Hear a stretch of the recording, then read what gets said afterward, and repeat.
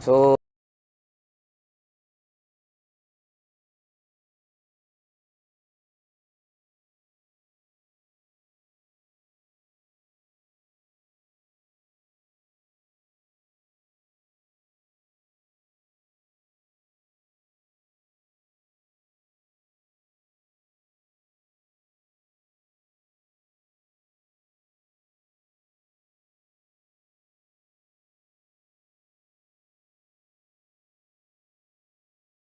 natulong ang kanya ibababa.